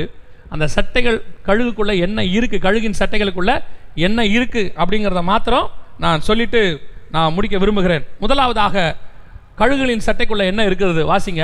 சங்கீதங்களின் புஸ்தகம் 17ஆம் அதிகாரம், சங்கீதம் 17:9 வாசிங்க. 17ஆம் சங்கீதம் 9வது வசனத்தை வாசிங்க. என்னை ஒடுக்குகிற துன்மார்க்கருக்கும், என்னை ஒடுக்குகிற துன்மார்க்கருக்கும், என்னை சூழ்ந்து கொள்கிற என் பிராண பகைஞருக்கும், என்னை சூழ்ந்து கொள்ளுகிற பிராண பகைஞருக்கும் மறைவாக உம்முடைய செட்டைகளின் நிழலிலே என்னை காப்பாற்றும். ஆண்டவர் உங்களுக்கு ஒரு மிகப்பெரிய பாதுகாப்பை உண்டாக்க போகிறார். அவருடைய சட்டைகளுக்குள்ள என்ன இருக்குது? பாதுகாப்பு இருக்குது. ஒடுக்குனவங்க, சூழ்ந்து கொள்ளுகிற பகைவர்கள், இவங்களாம் வருவாங்களா? கண்டிப்பாக வருவாங்க. இல்லாமல் அதெல்லாம் கிடையாது. எவ்வளோ பெரிய சர்ச்சுக்கும் பிரச்சனை இருக்கும். நம்ம என்ன நினச்சிக்கிறோன்னா, பெரிய சர்ச்சு பெரிய பாஸ்டர் அவருக்கு பிரச்சனை இருக்காது அப்படின்னு நீங்கள் நினச்சிக்கிறீங்க. பெரிய சர்ச்சு பெரிய பாஸ்டர்னா பெரிய பிரச்சனை, சின்ன சர்ச்சு சின்ன பாஸ்டர்னா சின்ன பிரச்சனை. பெரிய ஊழியக்காரர், பெரிய எவாஞ்சலிஸ்ட், பெரிய கூட்டம் வருதுன்னா அவருக்கு பெரிய பிரச்சனை. சின்ன எவாஞ்சலிஸ்ட், சின்ன கூட்டம் வருது, கொஞ்சம் பேர் தான் வரானா அவருக்கு சின்ன பிரச்சனை. அவங்கவுங்க ரேஞ்சுக்கு ஒரு பிரச்சனை இருக்கும். அதான் நான் சொல்லுவேன், வெளிநாட்டில் வேலை பார்த்தா அவங்க எல்லாருமே ஆசீர்வாதமாக இருக்கிறாங்க நமக்கு மைண்டில். அவருக்கு என்னங்க வெளிநாட்டில் சம்பாதிக்கிறாரு, உள்நாட்டில் சம்பாதிக்கிற உங்களுக்கு என்ன பிரச்சனையோ அதே மாதிரி வெளிநாட்டில் சம்பாதிக்கிறவருக்கும் பிரச்சனை இருக்கு. பிரச்சனை இல்லாதவன் உலகத்தில் ஒருத்தங்க கூட கிடையாது, எல்லாருக்குமே இருக்கு. வேர்ல்டு பிக்கஸ்ட் பணக்காரரை எடுத்துக்கோங்க, அவருக்கு ஒரு பிரச்சனை இருக்கும். இல்லாமல் எப்படி இருக்கும்? எல்லாருக்கும் இருக்கும். அதே தான் இப்பவும் சொல்றேன். இப்போ ஆண்டவர் இந்த பாதுகாப்பை நமக்கு ஏற்படுத்துறாரு. ஏன் ஏற்படுத்துறாரு? வசனம் சொல்லுது, பின்னாடி வெள்ளம் போல வெள்ளத்தை வந்து பிசாசு அனுப்ப போதான், ஜனங்களை அனுப்புவாங்க. ஒடுக்குகிறவங்க வருவாங்க, துன்மார்க்கர் வருவாங்க.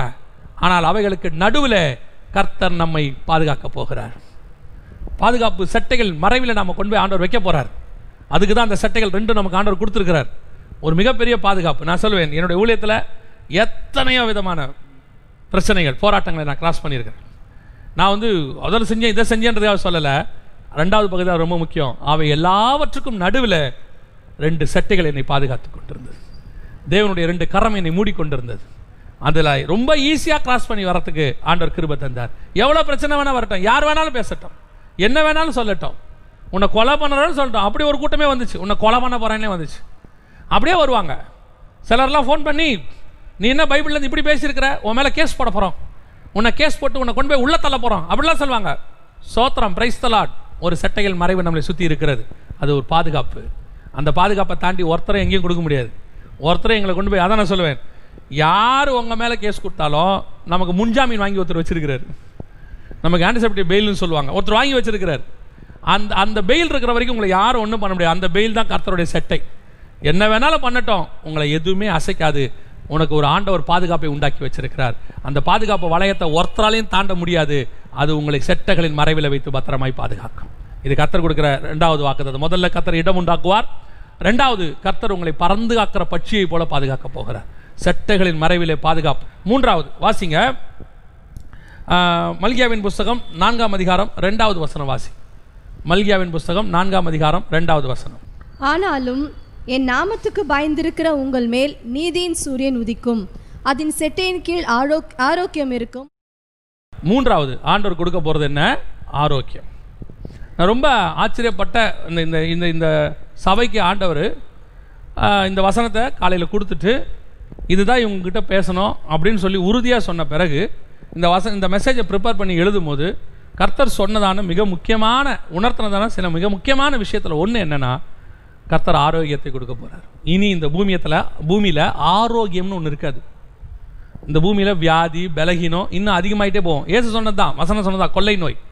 இந்த கொள்ளை நோயினுடைய உச்சம் உலகத்தை சந்திக்குது. இப்போ சந்திச்சுட்டு இருக்குல்ல, இதெல்லாம் இல்லை, இதை விட மேலானது வரப்போகுது.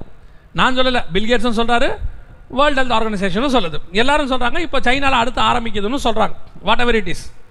ஆனால் கர்த்தர் நம்ம கொடுக்குற வாக்குத்தத்தம் என்ன தெரியுமா? உலகமே மிகப்பெரியதான காரியத்தில் இருந்தாலும் நான் 2 செட்டைகளை உனக்கு கொடுத்துருக்கிறேன், அந்த செட்டைகளின் மறைவின் கீழ் இருக்கிற உனக்கு ஆரோக்கியம் இருக்கும். கர்த்தர் உன்னை ஆரோக்கியமாய் பாதுகாப்பார், எந்த வியாதியும் உன்னை அணுகாது. இது கர்த்தர் கொடுக்கறது. இப்போ மிக முக்கியமான தேவை இந்த ஆரோக்கியம்தான். டாக்டர்ஸே சொல்கிறாங்க, எல்லாரும் சொல்கிறாங்க, இந்த இம்யூனிட்டி பவர் ரொம்ப வேணும், நம்ம ரொம்ப ஹெல்த்தியாக இருக்கணும், ஸ்ட்ரென்த்தாக இருக்கணும். அது வேறு எங்கேயுமே கிடைக்காது. நீங்கள் சாப்பிட்ற சாப்பாட்டில் கிடைக்காது, நீங்கள் யூஸ் பண்ணுற மெடிசனில் கிடைக்காது. நேற்று ஒரு நியூஸ் படித்தா ரொம்ப ஆச்சரியமாக இருந்துச்சு. இதில் வலைத்தளத்தில் வந்துச்சு. என்ன தெரியுமாவா? இந்த கொரோனா வைரஸ்க்கு மெடிசன் எடுக்கிறவங்களுக்கு 3 மாதத்துக்கு தான் அந்த பவர் இருக்குதான் பாடியில். அதுக்கப்புறம் திருப்பி இம்யூனிட்டி பவர் குறையுதாமா, திருப்பி கொரோனா வரத்துக்கு வாய்ப்பு இருக்குது அவங்களுக்கு அப்படின்னு சொல்லி ஒரு நியூஸ் கொடுத்துறாங்க. இது உண்மையாக பொய்யான்னு தெரியாது. இது வெளிநாட்டு இங்கிலாந்து ஆராய்ச்சியில் கண்டுபிடிச்சிருக்காங்க, இந்த 3 மாதத்தில் கண்டுபிடிச்சிருக்கிறாங்க அப்படின்னு சொல்கிறாங்க. நமக்கு ஆண்டவர் எப்படி கொடுத்துருக்காரு தெரியுமா? நம்ம கொடுத்துருக்கிற இம்யூனிட்டி பவர், அவருடைய காயங்களால் நாம் குணமாகிறோம். அவருடைய இம்யூனிட்டி பவர் நம்ம கொடுத்து வச்சிருக்கிறாரு, வியாதிகள் வராதபடி. ஆரோக்கியம் இனி உலகத்தில் இல்லாமல் போக போகிறது என்ன தெரியுமா? இது சாதாரணமாக அந்த வசனம் இருக்கும், அவருடைய சட்டைகளின் மறுபடியும் ஆரோக்கியம் இருக்கும்னு. இது நமக்கு ரொம்ப கேஷுவலாக எடுத்துக்கிட்ட வசனம். இதை வச்சு நீங்கள் அறிக்கை பண்ணி ஜெபம் பண்ணுங்க.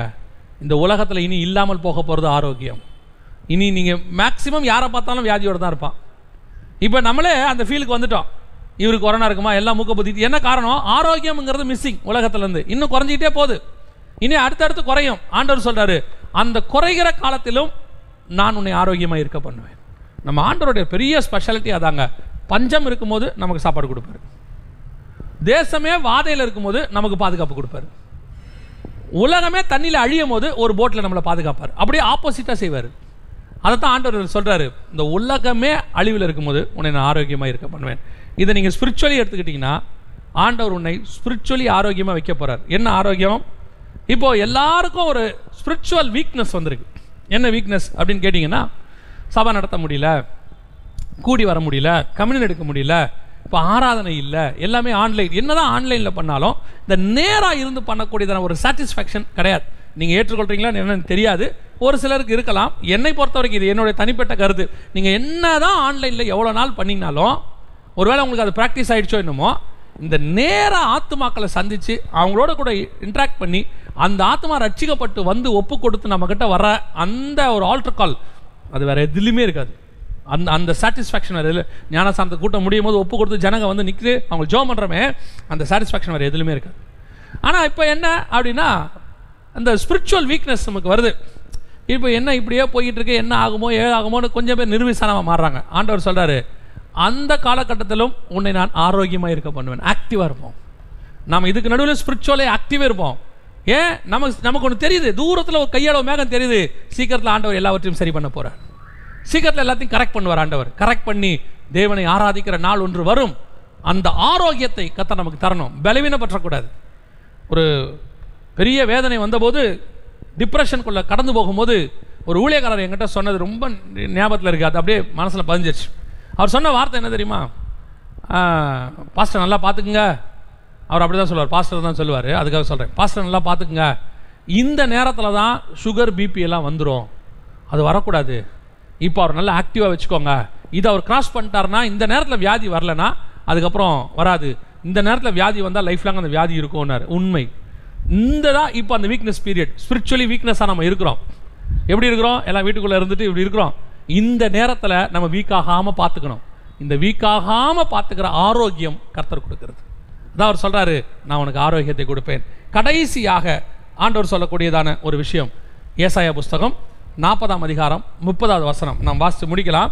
ஏசாயா 40:30 வாசியுங்கள். இளைஞர் இளைப்படைந்து சோர்ந்து போவார்கள், வாலிபரும் இடறி விழுவார்கள். கர்த்தருக்கு காத்திருக்கிறவர்களோ புதுபலன் அடைந்து கர்த்தருக்கு காத்திருக்கிறவர்களோ புதுபலன் அடைந்து கழுகை போல செட்டைகளை அடித்து எழும்புவார்கள். இது வந்து ஆக்சுவலா எதுக்கான வசனம்னா, வருகையில எடுத்துக்கொள்ளப்படுகிற அந்த வசனம் தான் அது. வருகையில அவர்கள் புதுபலன் அடைந்து, நியூ ஸ்ட்ரென்த், அவர்கள் வந்து இந்த அதாவது என்னென்னு கேட்டிங்கன்னா, அந்த கழுகை பற்றி நம்ம ஏற்கனவே சொல்லியிருப்போம், உங்களுக்கும் நான் சொல்கிறேன். கழுகு முதல் 40 வருஷம் என்ன செய்யும்னா, நார்மலாக அது அந்த பலத்தோடு இருக்கும். 40 வயசில் அதுக்கு வந்து ஒரு பலகீனம் வரும், அதாவது வியாதி, மூப்பு அடைகிற நேரம் வரும். அது அப்போ என்ன பண்ணணும்னு கேட்டிங்கன்னா, 2 காரியம் செய்யும். உயரமான கண்மலையில் போய் தங்கிட்டு அங்கேருந்து தன்னுடைய ஒவ்வொரு முடியாக பிச்சு எடுக்கும். எல்லா முடியையும் பிச்சு எடுத்துட்டு, அது வந்து பார்த்தீங்கன்னா உடம்புல ஒரு முடி இருக்காது, அதுவே பிச்சு எடுத்துட்டு தன்னுடைய அழகு மூக்கை என்ன செய்யும், அந்த கண்மலை மேலே மோதி உடைச்சி விட்டுட்டு அந்த கண்மலையிலேயே உட்காந்துருக்கும். அது அந்த உயரத்துலேயே யாரும் எட்டாத இடத்துல போய் உட்காந்துக்கும். திருப்பி இந்த மூக்கு அதுக்கு முளைச்சி வரும், திருப்பி இந்த முடியெல்லாம் முளைக்கும். அப்படி முளைக்கும் போது பார்த்தீங்கன்னா அதுக்கு திருப்பி பழைய பலன் வந்துடும், புது மூக்கு புது.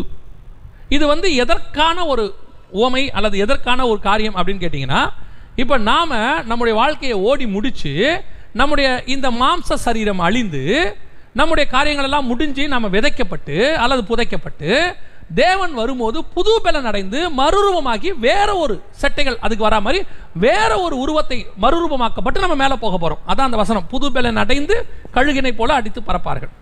ஆனால் கர்த்தர் கொடுக்குற இங்கே இந்த சபைக்கு என்ன வாக்குத்தத்தம் கொடுக்குறாருன்னா, இதுவரைக்கும் நீ அடைஞ்ச பாடுகள், இதுவரைக்கும் நீ அடைஞ்ச பிரச்சனைகள், பிரசவ வேதனை, நீ பட்ட காரியங்கள் எல்லாவற்றையும் கர்த்தர் இப்போ என்ன பண்ண போறாரு, புது பலனால நிரப்ப போறாரு. நீங்க நமக்கு பலன் இல்லை, போய் முடிஞ்சிருச்சு, இதுக்கு மேலே என்ன பண்ணுறதுன்னு தெரியாது. நான் சில ஊழியர்களை பற்றி கேள்விப்பட்டேன். இந்த இடைப்பட்ட காலத்தில் இந்த ஊழியத்தில் இந்த 4 மாதம் 5 மாதம் இப்படி ஆன உடனே இப்போ எவாஞ்சலிஸ்டுகளால் வெளியே போய் சுவிசேஷம் சொல்ல முடியல, ஊழியர்களால் சபை நடத்த முடியல. அப்படி ஒரு சிச்சுவேஷன்ஸ் வந்த உடனே நிறைய ஊழியர்கள், கொஞ்சம் வெளியே உள்ள கிராமங்களில் உள்ள ஒரு சில ஊழியர்களை பற்றி நான் கேள்விப்பட்ட போது அவர்கள் என்ன பண்ணிட்டாங்களா, தங்கள் ஊழியங்களை விட்டு வேலைக்கு போயிட்டாங்க. இது சரியா தப்பா அந்த இடத்துக்கே நான் வரல, அவங்க வேலைக்கு போயிட்டாங்க. அப்போது அந்த பலகீனம் அவர்களை என்ன செஞ்சிருச்சு, அவர்களை கொண்டு போய் ஒரு வேலை பார்க்க வச்சிருச்சு. ஆனால் ஒரு சிலர் மாத்திரம் அல்லது கொஞ்சம் பேர் என்ன செய்கிறாங்க, ஒரு கண்மலைக்கு மேலே உட்காந்துருக்கிறாங்க. இப்போ எல்லா பலனும் போயிட்டு இருக்குது, எல்லாம் போகுது. இதெல்லாம் முடிஞ்சு ஒரு ஓப்பன் கர்த்தர் பண்ணுவார். பண்ணும்போது அவர்கள் புது பலன் அடைந்து பறப்பார்கள், ஒரு நியூ ஸ்ட்ரென்த்தோடு கூட. இது வரைக்கும் அதான் நீங்கள் ஒரு பூனைக்குட்டியை பார்த்தீங்கன்னா அடைச்சி வச்சுட்டு திறந்து விட்டிங்கன்னா அது வெளியே வந்து என்ன பண்ண தெரியும், அப்படி வேகமாக சில காரியங்கள் செய்யும். இந்த டேம் தண்ணியை அடைச்சி வச்சு திறந்து விட்டிங்கன்னா என்ன ஸ்பீடு வரும், அந்த மாதிரி இப்போ அடைச்சி வச்சிருக்கிறாரு, அடுத்த ஆண்டவர் திறந்து விடுவார். அப்போது ஊழியங்கள், நான் கொஞ்சம் பேரை தான் சொல்கிறேன், கொஞ்சம் பேர் தான், நிறைய பேர் சொல்கிறேன், கொஞ்சம் பேர் அடித்து செட்டைகளை அடித்து புது பலனோடு கூட பறக்க போகிறார்கள். அதுவும் நடக்கும். இந்த சபைக்கு ஆண்டவர் கொடுக்குற வாக்குத்தத்தம், உன்னை புது பலனால் கர்த்தர் நிரப்ப போகிறார். நீ விதைச்சது, நீ அழுதது, நீ பிரசவ வேதனைப்பட்டது, கண்ணீர் சிந்தினது, உன்னுடைய ஆத்துமாக்களை பட்சித்து கொண்டு போனார்கள். இவைகளுக்கு நடுவில் உன்னை தூஷித்தார்கள், உன்னை தூத்து போட்டார்கள், எல்லாம் செஞ்சாங்க. ஆனால் கர்த்தர் இப்போ சொல்கிறாரு, உனக்கு நான் கழுகின் 2 சட்டைகள் தரப்போகிறேன். இந்த கழுகின் 2 சட்டைகள் உன்னை என்ன செய்யும் தெரியுமா, உனக்கு ஆரோக்கியத்தை கொடுக்கும். இந்த சட்டைகளின் மறைவில் உனக்கு பாதுகாப்பு இருக்கும். இந்த சட்டைகள் உனக்கு புது பலனை கொடுக்கும். இனி நீ உயர அடித்து பறக்க போகிறாய், நான் உனக்கு இடம் உண்டாக்க போகிறேன். கர்த்தர் கொடுக்குற வாக்குத்தத்தம் இந்த 12 ஆண்டு காலம் வேறு. இதற்கு பிறகு, அதுக்கு தான் இந்த கேப் நடுவில், இதற்கு பிறகு கர்த்தர் செய்கிற மிகப்பெரியதான காரியமாக இருக்கும். அதெல்லாம் இப்போ நீங்கள் விதைச்சிருக்கிறீங்க, அதெல்லாம் இந்த பொறுமையாக இப்போ காத்துருந்துருக்கிறீங்க. இதற்கு பிறகு கர்த்தர் நம்மை அபிதமாய் நடத்த போகிறார். நாம் செபிக்க போகிறோம். எல்லாம் கண்களை மூடி தேவ சமூகத்தில் இந்த சபைக்காக, இந்த ஊழியர்களுக்காக, இந்த ஊழியருடைய குடும்பத்திற்காக நாம் எல்லாம் ஒருமனப்பட்டு ஜெபம் பண்ண போகிறோம். சர்வ வல்லமை உள்ள எங்கள் தகப்பனை, இந்த அருமையான நேரத்திற்காக உமக்கு ஸ்தோத்திரம். மகிமையுள்ள கரத்தில் தாழ்த்துகிறோம். ஆண்டவரே, இந்த ஊழியத்தை இம்மட்டுமாய் நடத்தி கொண்டு வந்தீங்க, இம்மட்டுமாய் தாங்கி பிடிச்சிங்க, உங்களுடைய சட்டைகளின் மறைவில் வைத்து கொண்டீங்க. நீர் இவர்களை புது பலனோடு கூட பறக்க பண்ண போறீங்கப்பா. அவங்க சிந்தனை கண்ணீர் பட்ட பாடுகள், கேட்ட வார்த்தைகள், ஏளனமான பேச்சுகள், அவர்கள் துரத்தி விடப்பட்ட காரியங்கள், ஈசாக்க துரத்தி விட்டாங்கன்னு இருக்கு. அதே மாதிரி தப்பா இவங்களையும் துரத்தி விட்டாங்க. ஈசாக்கோடைய துறவை அவங்க எடுத்துக்கிட்டாங்கன்னு இருக்கு. அதே மாதிரி தான்ப்பா இவங்களையும் தூத்து போட்டாங்க. ஈசாக்கோட கூட வாக்குவாதம் பண்ணினார்கள் இருக்கு. அதே மாதிரி தான்ப்பா இவங்ககிட்டயும் வாக்குவாதம் பண்ணாங்க. இவங்க நன்மை செஞ்சு தீங்கு அனுபவிச்சிருக்கிறாங்க ஆண்டவரே, அவங்க விதைச்சிருக்கிறாங்க ஆண்டவரே. இனி கம்பீரமா இருக்கணும் தகப்பனே. நாங்கள் இவ்விதமாய் இருந்தது போதும், எங்களுக்கு அடுத்த சபையினுடைய அடுத்த காலம் பறந்து போகிற காலம்.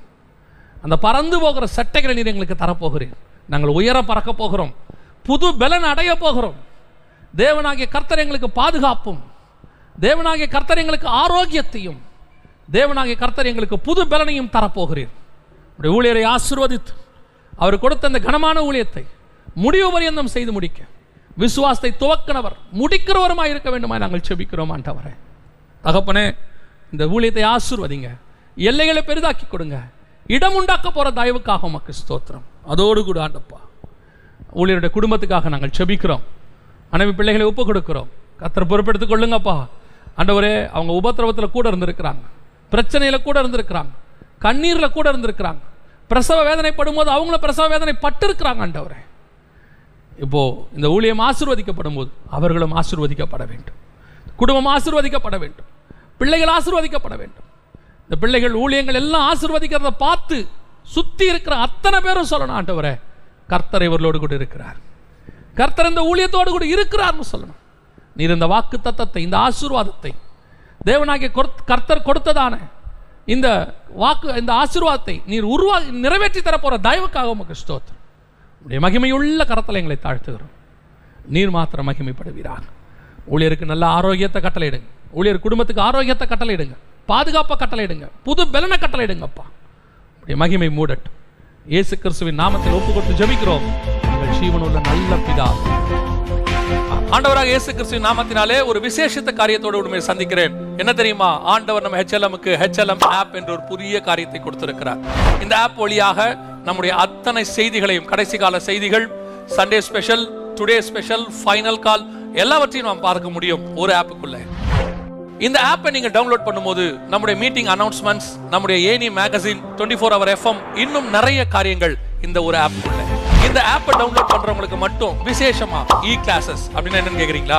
HLM பைபிள் காலேஜ், அதுல நிறைய சப்ஜெக்ட்ஸ், நிறைய இன்ஃபர்மேஷன்ஸ், வேத பாடங்கள், இன்னும் நிறைய இந்த ஆப்பை டவுன்லோட் பண்ணும்போது. இப்போ என்ன பண்ணணும், நாங்க எப்படி பெற்றுக்கொள்ளணும்? Very simple. ஸ்கிரீன்ல தெரியுற QR கோடை ஸ்கேன் பண்ணுங்க, இல்லனா டிஸ்கிரிப்ஷன்ல இருக்கிற லிங்கை கிளிக் பண்ணுங்க, டவுன்லோட் பண்ணுங்க, ரெஜிஸ்டர் பண்ணுங்க. Through the app நம்ம மீட் பண்ண போறோம். God bless you.